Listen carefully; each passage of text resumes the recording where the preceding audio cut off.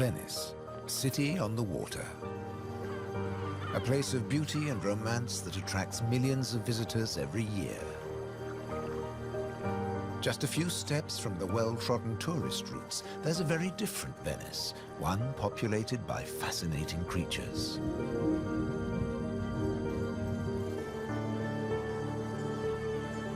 This film explores a Venice that few people ever see, a city that has a surprising double life.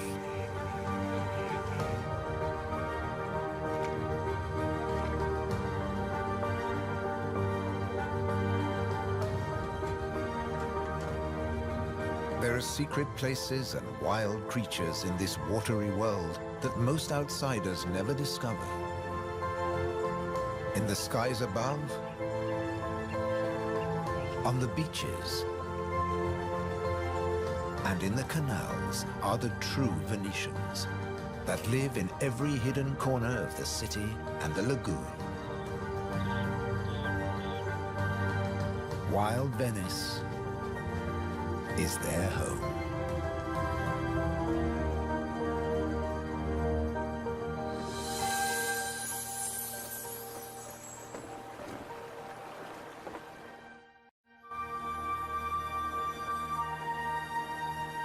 The city of Venice is built on sand, in a lagoon between the sea and the land. First formed from river sediments, man has since created an ecosystem as fragile as Murano glass. Covering 550 square kilometers, it's one of the largest wetlands in the Mediterranean. Flamingos arrived at these Venetian waters quite recently. They crisscross the Mediterranean from North Africa to France's Camargue, to Sardinia, Tuscany, and now Venice.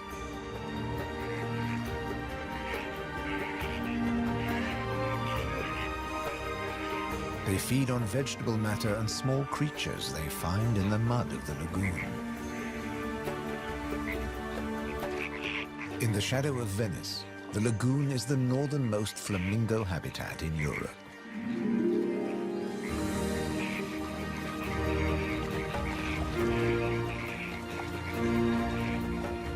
They're here now, but in a few weeks, many will move off again to find richer pickings.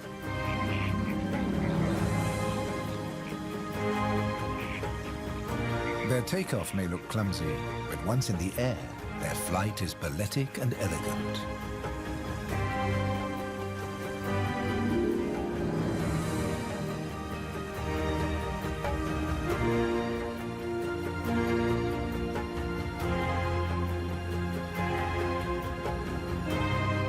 And before too long, they'll return to the safety of this lagoon, tucked between the sea, the city, and the Alps. The distant peaks helped form the lagoon. The mountain streams washed their rocky sediment towards the sea to make this habitat.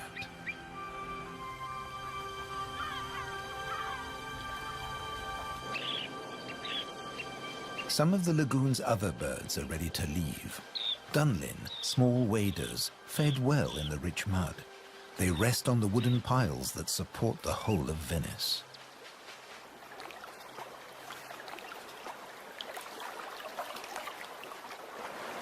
It's spring, time to head off to their northern breeding grounds.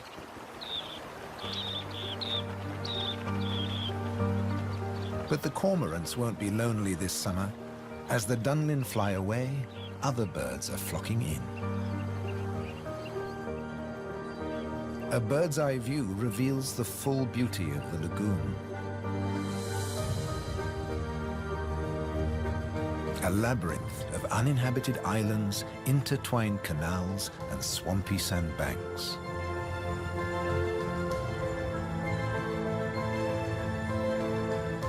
These marshy wetlands are known as the Barene. To survive here, plants need to like salt water and flooding. Natural arteries called gabi meander through the brackish gardens, keeping the lagoon alive. The same waters flow through the city. The curving streams between the islands became the magical canals of Venice.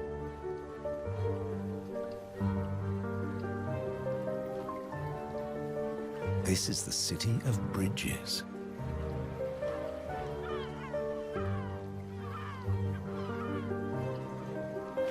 Visitors are mesmerized by the romance of the canals and the ancient architecture, and often miss the smaller, wilder sights around them.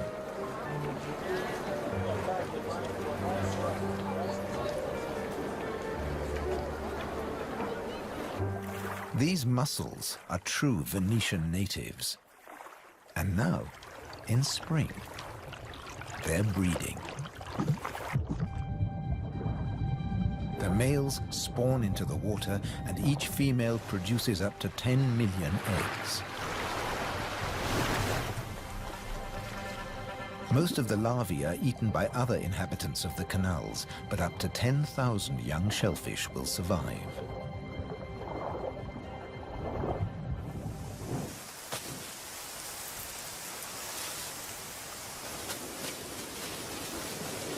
Just beyond the city, colonies of birds are breeding too.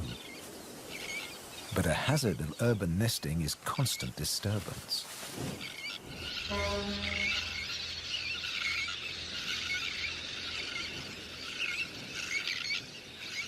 Little terns will quickly fly back to their eggs and can miraculously find their own nest scrapes in the crowded colony. Their cousins, the sandwich terns, lay their eggs directly onto the sand. If the terns are disturbed, they have little time for incubating their eggs. The sand won't keep them warm for long.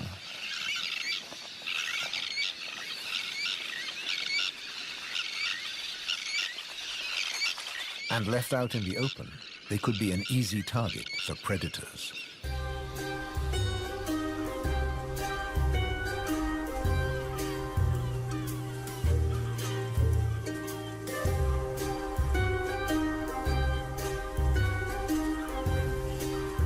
Foxes are the biggest predators hereabouts.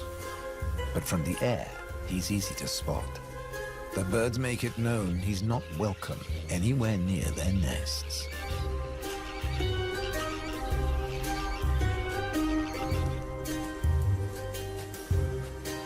Foxes would rather not get their feet wet. Hunting in these swampy areas is a frustrating business.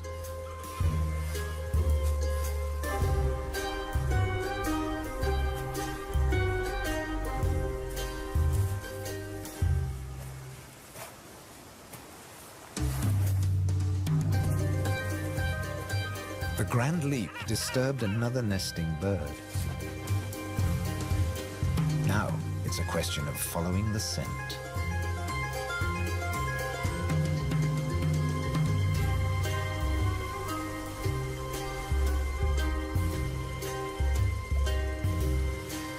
A welcome snack.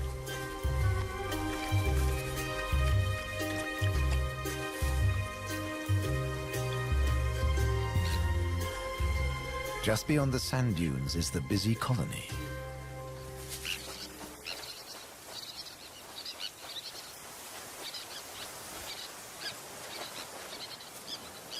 In this mixed neighborhood, a pied avocet is brooding next to the sandwich terns.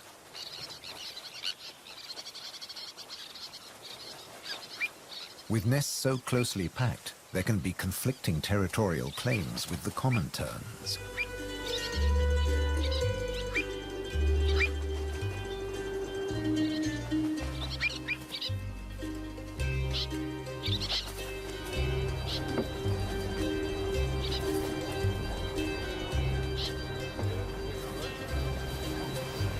But the avocet stands his ground.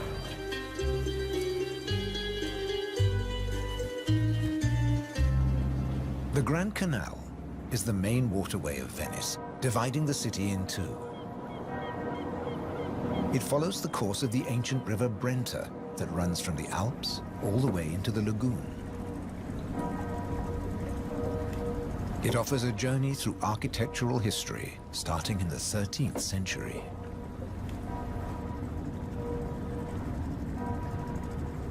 The banks of the Grand Canal have other surprises to offer, like Palazzo Malipiero's Rose Garden.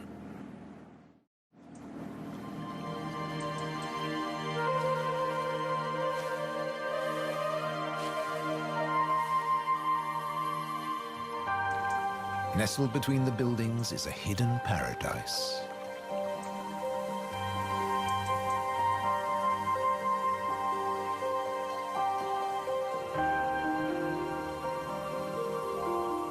Now owned by a modern-day countess, it has been restored to its full glory, and no detail has been left to chance.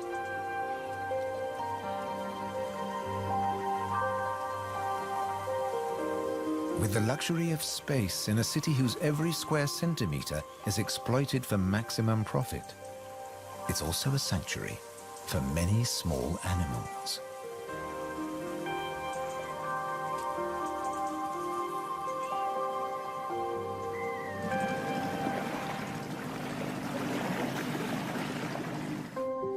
Every day, more than 50,000 tourists visit Venice. When the sun begins to set, the city's waterways empty. Venice belongs to the wild Venetians.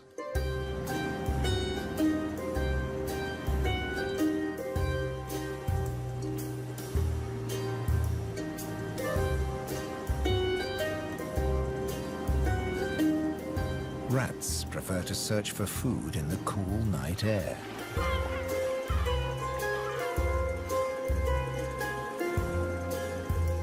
But they're not alone.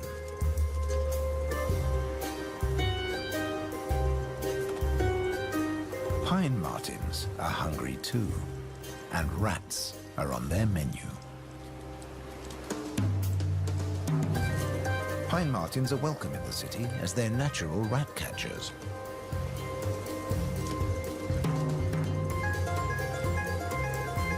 Agile with a keen sense of smell, they can find and follow any rat.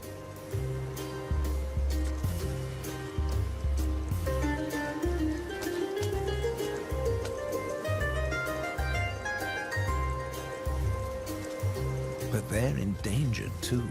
Since the rat population boomed, ironically, many martins have been killed by rat poison. The rat won the day, and the pine marten has to settle for dessert.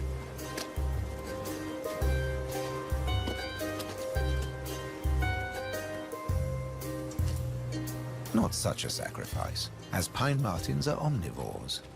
Both meat and veg are on their menu.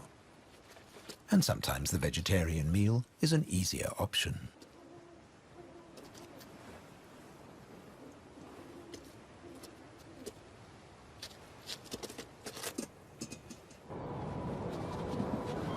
As the rat prepares to sleep, the city of Venice is beginning to wake up. The floating vegetable stalls are the first to move into action.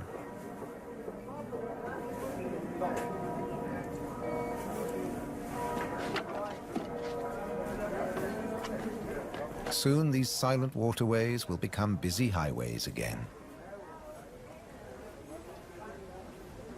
In the 18th century, over 8,000 gondolas navigated the Venice canals. Now there are only about 400 left. Life in Venice may be moving with the times. But one thing never changes. It dictates the daily rhythms of the city and the lagoon.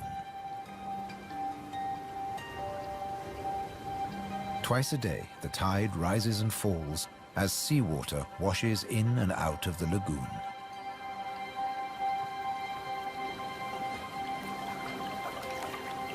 The water level changes by up to 60 centimeters. Smooth lakes disappear into swampy wetlands, only to return hours later.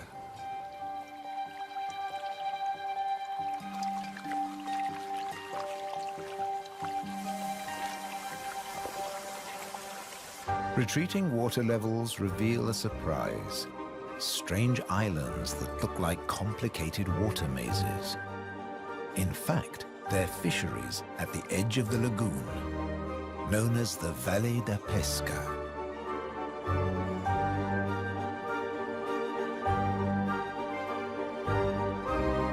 They've been worked by the same families for generations, using a simple but ingenious method.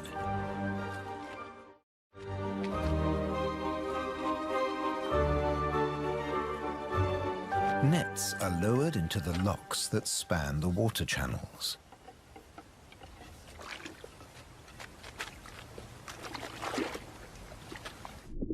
In the springtime, the locks bar the way to the young fish that stream into the lagoon to feed. The fishermen raise the nets and catch the small swarming fish in their thousands.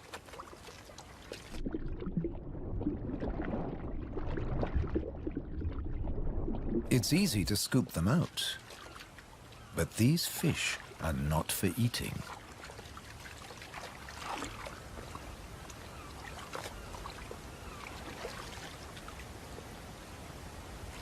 The fishermen place them on the other side of the bars and so trap them in the channels. Here, the spring fish are held under perfect conditions until they grow big enough to harvest.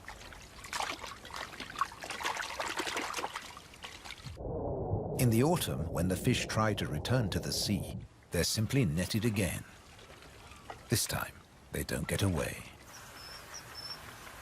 Kingfishers have a more dramatic technique.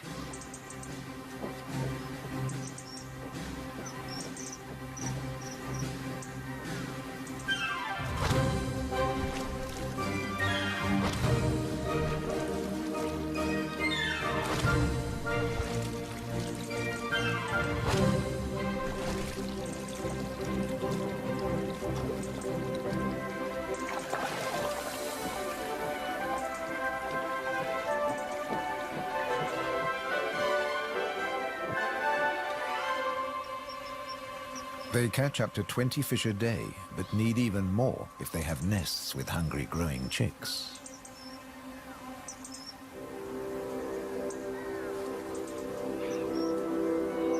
It takes enormous skill, but also violence. A sharp blow to the head stuns the fish. And when it stops wiggling, the kingfisher can turn it round without fear of it escaping. The scales and fins of the fish need to be in line.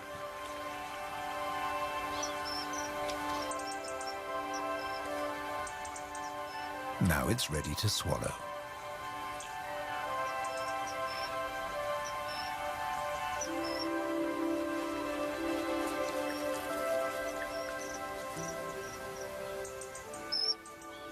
These shallow, brackish waters at the edge of the lagoon are perfect hunting grounds for a kingfisher.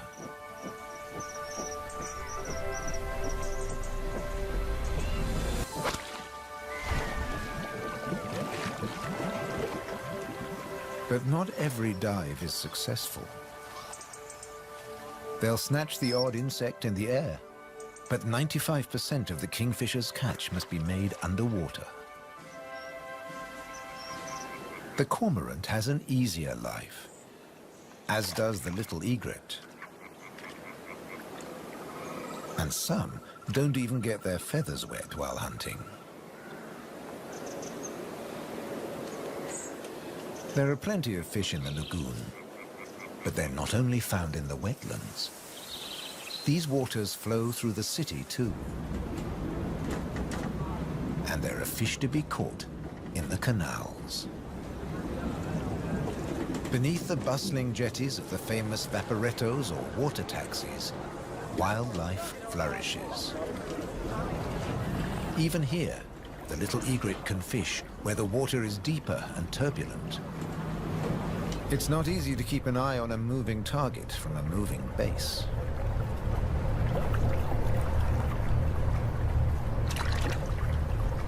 But persistence and patience pay off.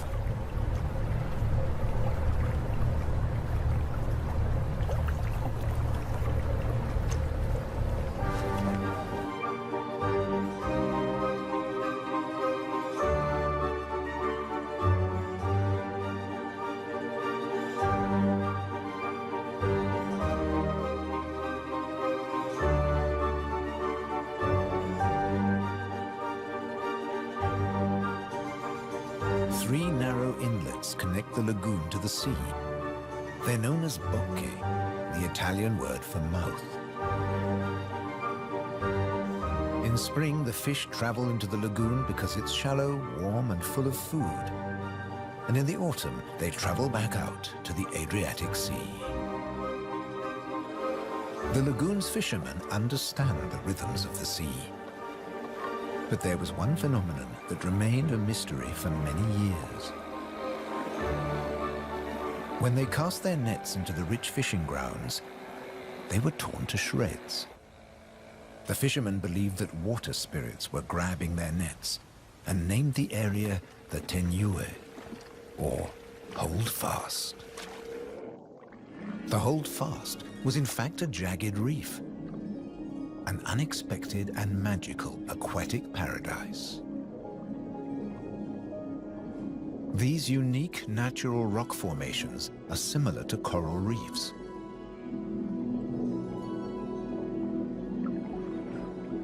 They're home to all kinds of remarkable creatures. Serpent stars, or marine annelids.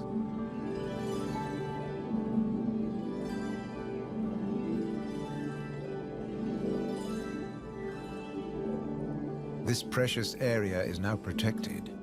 Fishing is forbidden, diving strictly regulated.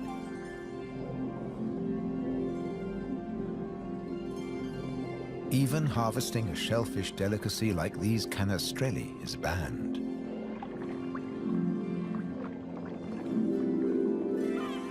The city of Venice is lucky to have rich fishing grounds on its doorstep.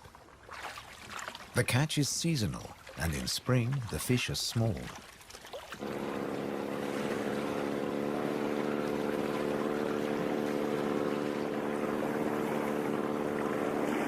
But the fishermen will go out, as long as they can find a buyer. Only the weather can hold them back.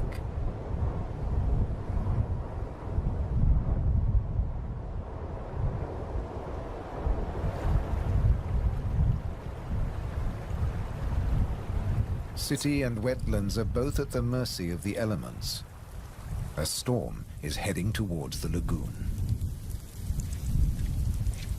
When rain-bearing clouds build up against the southern face of the Alps, and when warm southerly winds whip up the sea, water is driven into the lagoon, flooding the city and engulfing the swampland. This extreme high tide is known as aqua alta and can be disastrous for ground-nesting birds. Thankfully, it's rare in the springtime. It strikes more often in the autumn. Storms can vanish as fast as they arrive, and the limpid sunlight that Venice is so famous for bathes the city again. In early summer, Venice teems with tourists. The Bridge of Sighs is a popular attraction, but few visitors realize that real Venetian life is happening just a short distance away. In the Giardini, a spacious and peaceful city park, there are some surprising residents.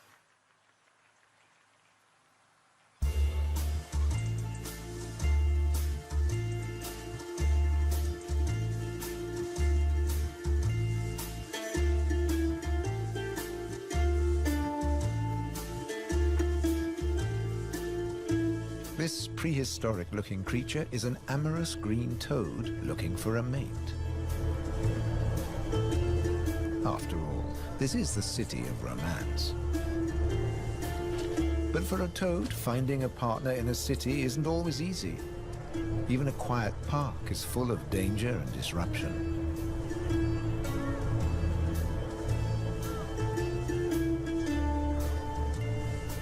On the plus side, few of the park's visitors notice the presence of the toad, as it blends in so well with its surroundings.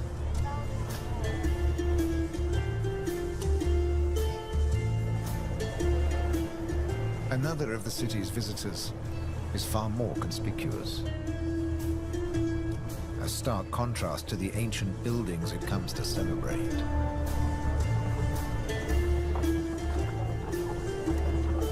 and a danger to the fragile city.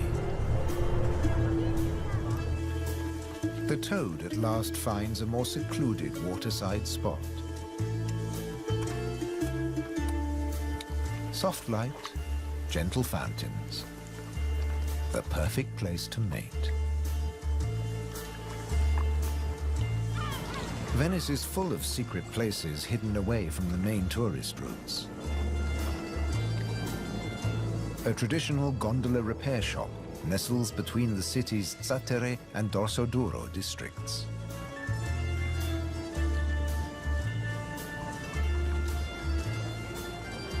Craftsmen repair the boats in the peace of the backwaters. The tranquility also attracts some exotic-looking animals.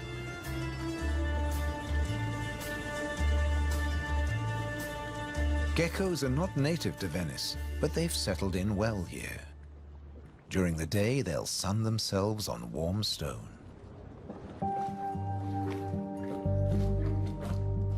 They're waiting for nightfall, when the insects they eat will emerge. And in the golden light, birds that hunt geckos settle in for the night. Terns fly back to the safety of the colony, and others enjoy a final bath. Evening always brings a measure of peace to the city. The Grand Canal is now very quiet, a perfect time for the gecko.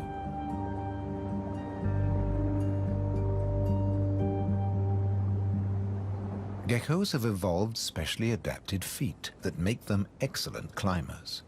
Their toes are covered in millions of tiny branched flaps with incredible adhesive power, so they can grip and climb the smoothest surfaces, even glass.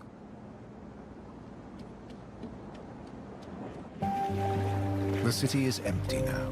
The Grand Canal is deserted.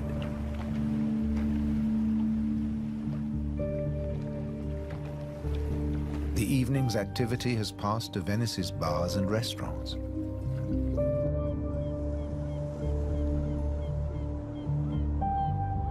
By the time the tourists are safely tucked up in their beds, the city is like a ghost town. Almost. A rat has ventured out to make the most of any scraps left behind. He must take care not to become a meal himself. Owls on the prowl. One little owl is distracted by bright lights. There's nothing here but fruit. No good for the owl.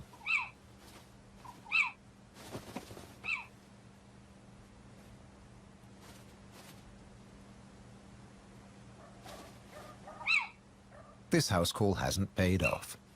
Time to make a swift exit. The lucky rat will make it home tonight.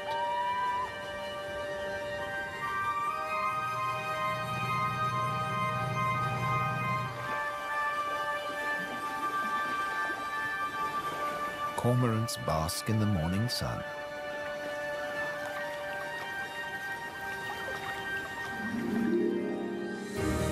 The terns start fishing early. The colony is now a hive of activity.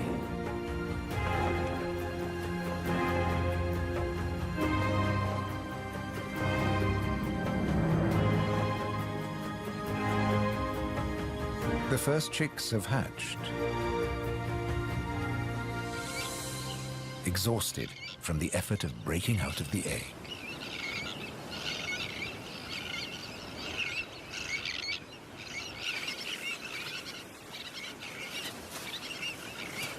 Around them, the colony has turned into a busy Italian restaurant as the adults noisily deliver their food.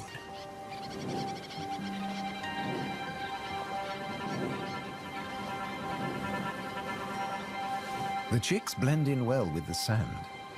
Their cries for food are a new and insistent sound on the beach.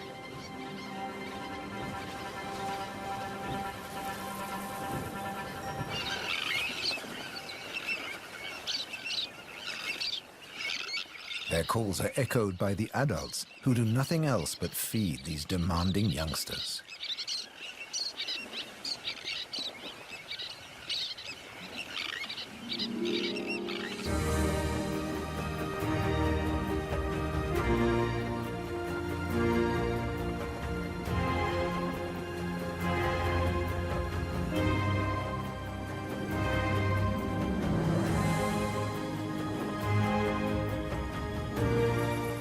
It's hot and humid, and the lagoon is at its most beautiful. The hot summer months are the quietest for the fishermen. They take advantage of this time to mend their nets. They work and even sleep here, with spectacular views of the surrounding wildlife.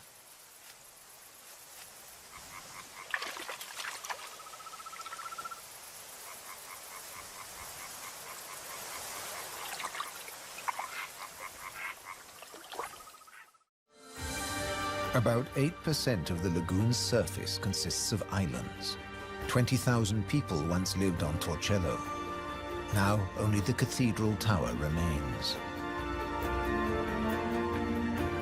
Burano is known for its colorful buildings.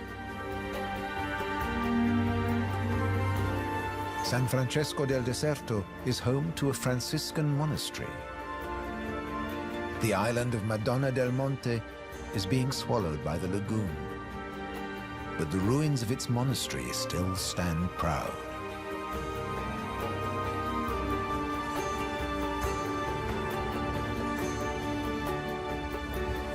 Enchanted places like this are an ideal refuge for wild animals.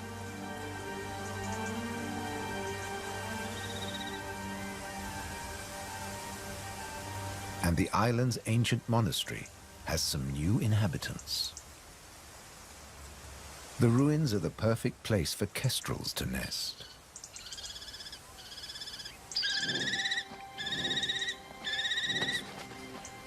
The hungry chicks are nearly as big as the adults and almost ready to fledge. Feeding this brood is a full-time job for both parents.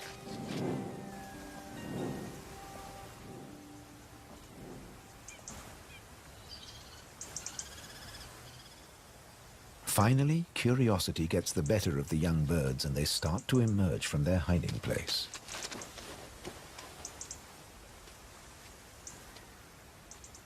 The first nervous explorer is soon followed by a sibling. They wait cautiously on a ledge, while one of the adults watches from afar.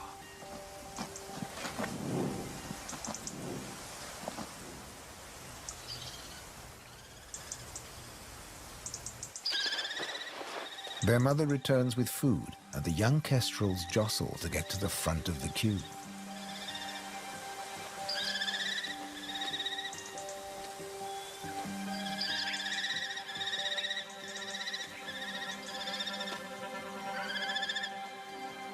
The keenest and the loudest chick is fed first.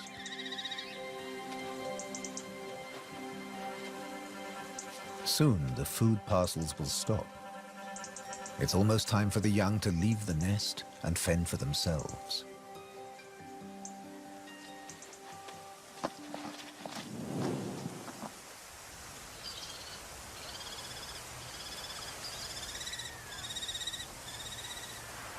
Not all of the lagoon is quite so peaceful. Venice's Lido, with its luxury hotels, is where the human bathers gather.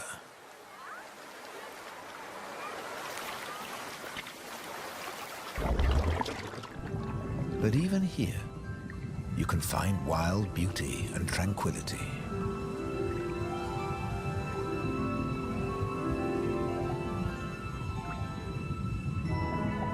In the Tenue, Venice's reef, one of nature's most delightful performances is in full swing. The squid's mating dance. The pair move together like synchronized swimmers as waves of rainbow colors pulse along their bodies.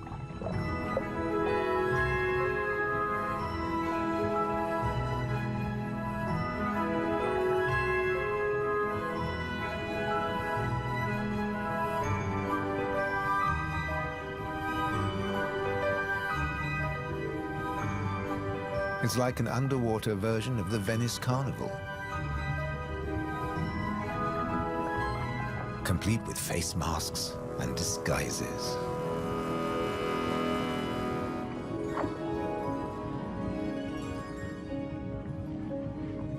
Decorator crabs change their shape by attaching sponges and algae to their bodies.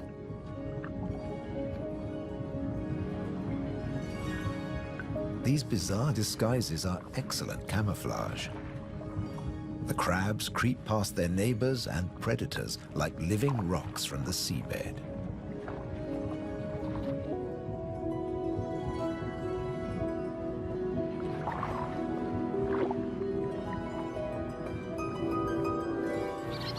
The tern colony just beyond the city is flourishing.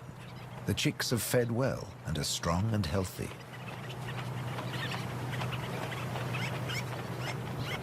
The young birds are gathered in a creche, with 1 or 2 adults looking after them all.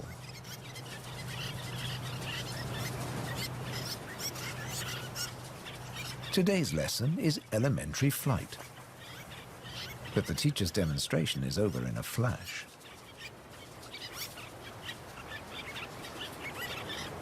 The young birds flap their wings to exercise their growing flight muscles, but they're not ready to take to the air yet.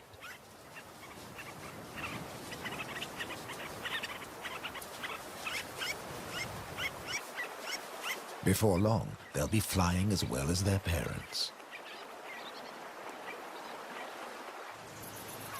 The young kestrels are also preparing for takeoff.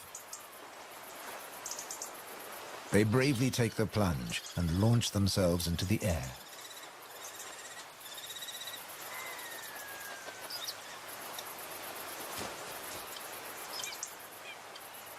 Dropping from a height makes their first flights easier. Once in the air, they're in their element and can glide and flap back to safety.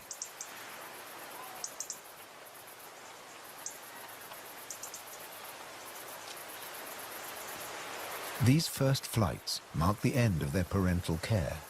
Now they have to find their own territory.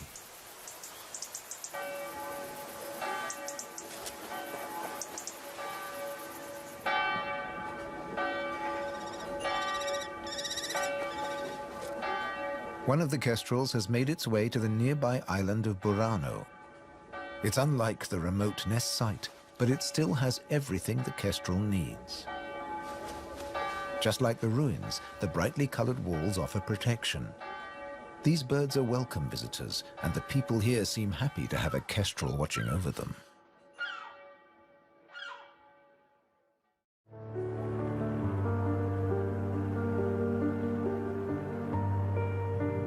Autumn has arrived, and the wetlands once again change color. A plant called glasswort is responsible for this blush of pink. It flourishes in the swampy salt marshes.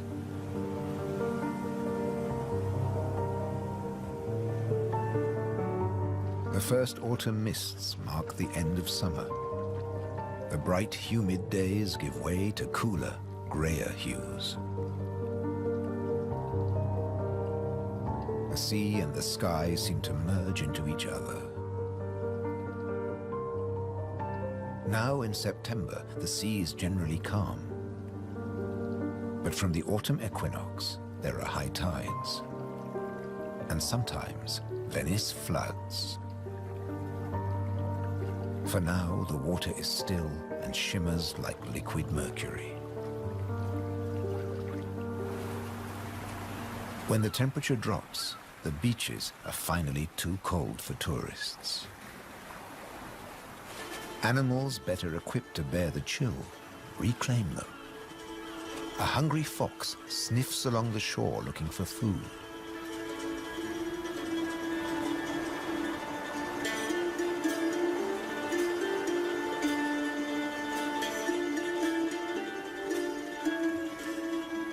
The fox has an excellent sense of smell and can see well in the twilight. It has picked up a strange scent. Something smells good to eat. But quite where this food is hidden is a mystery.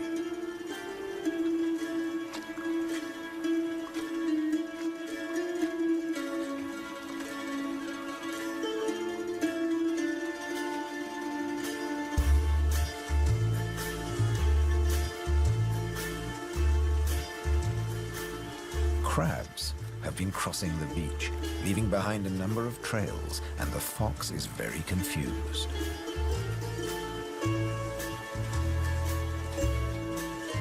Finally, it follows its nose and comes face to face with a crab.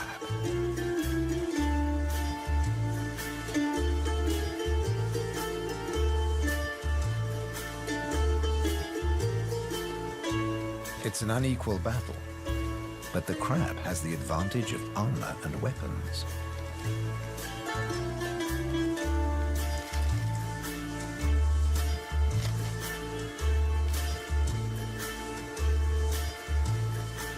This meal is more trouble than it's worth.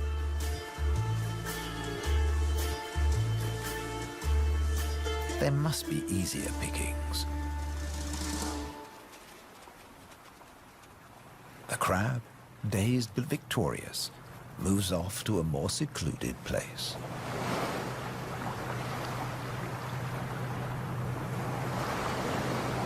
More crabs congregate on the shoreline looking out to sea.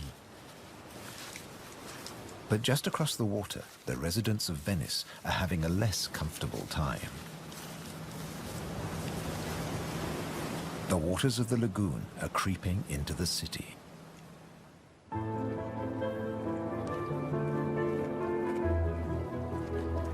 The autumn tides are getting higher, and water is seeping up through every available crack in the stones.